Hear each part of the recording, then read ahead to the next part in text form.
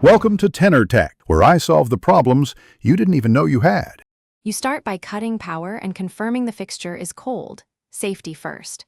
Once the breaker or switch is off, set a ladder under the light and position it so you can reach the bulb comfortably. Put on gloves to protect fingers and the bulb surface. Make sure you have the correct replacement, match base and wattage, for example 60W incandescent versus a 10W LED equivalent. Keep a cloth handy to catch a slipping bulb. Now climb and get ready to remove. Once you're at the fixture, remove any cover by twisting or unlatching it and set it somewhere safe. You then support the bulb at the base and unscrew it counterclockwise or unclip it if it's a bayonet fitting. Take care with fragile glass. After the bulb is out, inspect the socket for corrosion, blackening, or loose connections. These indicate a problem.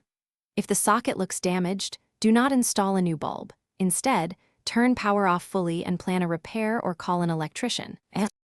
You now install the replacement bulb by aligning the base, then turning clockwise until snug or sliding into the clip until it clicks. Do not over-tighten. Replace the shade or cover, secure all fasteners, and climb down before restoring power.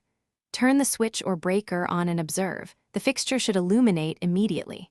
If it doesn't, first turn power off again, reseat the bulb, then test the bulb in another socket to rule out a bad lamp.